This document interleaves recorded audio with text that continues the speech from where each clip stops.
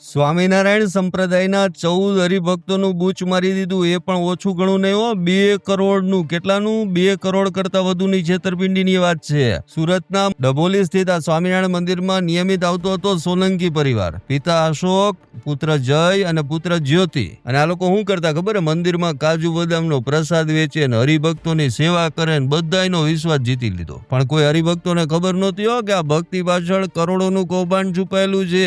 આ પરિવારે EPIC innovation LLP નામની કંપની બનાવી અને લોકોને લાલચ આપી. અને લાલચ પછી શેની ખબર છે? જેમાં ખબર ન પડે એ ફોરેક્સ ટ્રેડિંગની. વાયદો કર્યો કે દર મહિને 4 થી 5% ફિક્સ વળતર મળશે. વિચાર કરો કે વર્ષે 60% વળતર કોઈ દી મળે? આ લોભામણી જાળમાં અનિલભાઈ નામના વેપારી ફસાયા. જોતજોતામાં બીજા 13 હરિભક્તોએ આ લપેટામાં આવી ગયા અને લાખો રૂપિયા રોકી દીધા. શરૂઆતમાં તો વિશ્વાસ જીતવા માટે આ લોકોએ વળતરે આપ્યું હો. અને ત્યારબાદ જેવું મોટું રોકાણ આવ્યું ને, તરત જ લજામણી ચોકની આલિશાન ઓફિસને લાગી ગયા તાળા અને સોલંકી પરિવાર રાતોરાત થઈ ગયો છૂમંતર. 2 કરોડથી વધુનું ઉઠમણું કરી નાખ્યું. કેટલાનું? 2 કરોડથી વધારેનું. પણ કહેવાય છે ને કે પાપનો ગળો ભરાય એટલે એ ફૂટે જ. ઉત્તરાયણ પોલીસે તપાસ શરૂ કરી. બાપ દીકરા સહિત ત્રણેયની ધરપકડ કરી લીધી છે. પ્રાથમિક તપાસમાં તો એવું પણ બહાર આવ્યું કે આંકડો 40 કરોડ સુધી જઈ શકે. કેટલો? 40 કરોડ. મિત્રો, વાત ભલે ગમે એવી ભક્તિની હોય કે ઓળખાણની હોય, જ્યારે કોઈ અવાસ્તવિક પ્રોફિટની લાલચ આપે ને ત્યારે સમજી લેજો કે દાળમાં કંઈક કાળું છે. હવે તો દાળ જ આખી કાળી હોય છે. વિધવા મહિલાઓથી લઈ અને સામાન્ય વર્ગના લોકો આજે રડી રહ્યા છે. ત્યારે સ્વામિનારાયણના હરિભક્તોનું બૂચ મારનાર આ કિસ્સો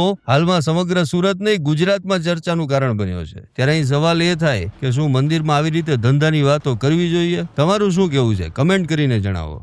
અમારી તમામ માહિતીથી અપડેટેડ રહેવા માટે જોડાયેલા રહો ત્રિશુલ ન્યૂઝ સાથે.